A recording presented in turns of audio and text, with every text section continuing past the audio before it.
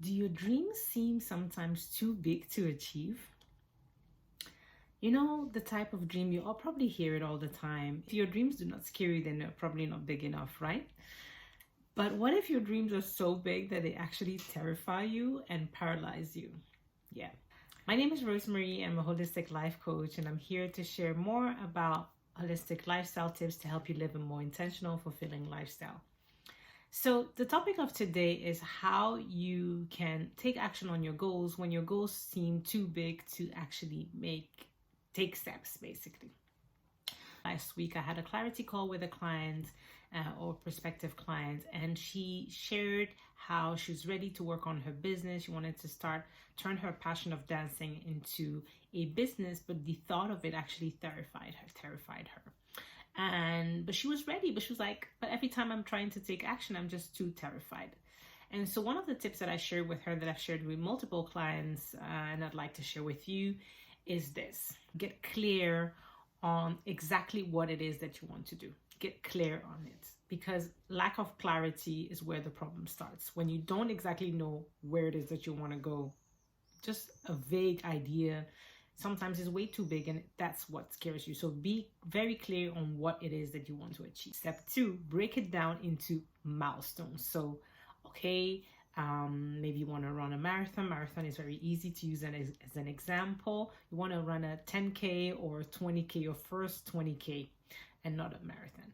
So how do you do that? You don't just wake up and go sign up for the next run coming up, right? What you can do is maybe sign up. If you can sign up a year ahead, you could do that, because that gives you a little bit of stress. Or you can look up the dates.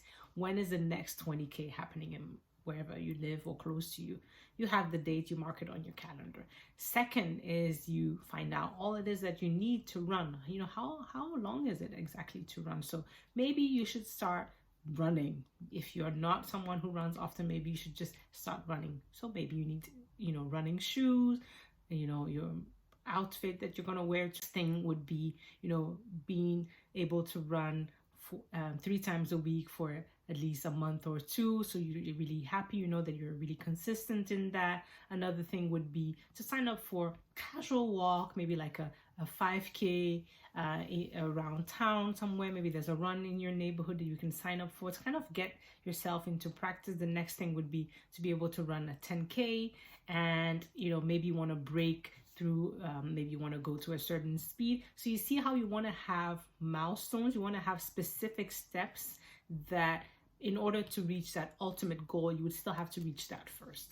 So third thing is to find a group of people that can support you in your goal. So maybe people who are looking to achieve the same goal, or a coach, someone who will support you and give you feedback as you are trying to reach out towards the goal. So if you're trying to run, obviously it would be nice to have a running coach or someone a trainer or something like that.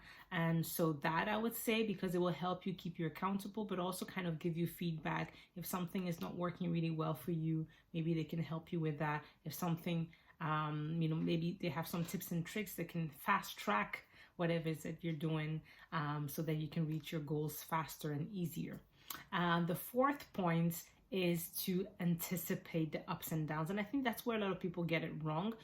When we think about big goals, we think about happy moments. Yeah, I'm going to do this. But we kind of forget that you're bound to have ups and downs. And so when you are ready, you anticipate that they may be downs as well as ups. You kind of prepare for it. And I'm not saying that you need to prepare for the worst, but you kind of need to know that there will be times where things will go not exactly the way you have planned, so that when they do show up, you have a better way of dealing with it.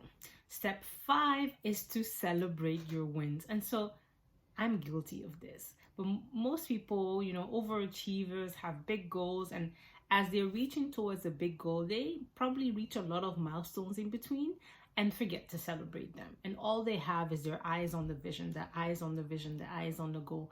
But they forget that as their eyes on the goal, they've achieved a lot of things along the way. So it's really important to take the time to pause and to celebrate those wins, big and small ones.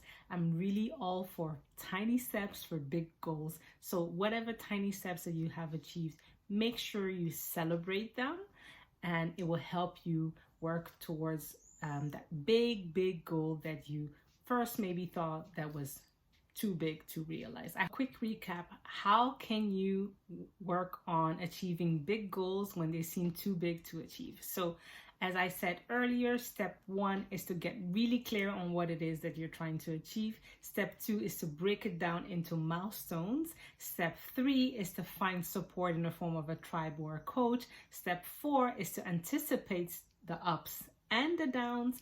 And step 5 is to celebrate your wins. I hope these tips were helpful to you. If you'd like to learn more about how you can tackle and work on, big goals that are overwhelming, or just if you're looking for more fulfillment and how to live an intentional, more fulfilling life, make sure to check out my free masterclass where I share my 4 simple tips to get you from overwhelmed and confused to fulfilled and intentional. I hope you love these tips, and let me know in the comments below which ones you thought was most helpful to you or that you've tried in the past. And don't forget to subscribe and hit the like button. Bye.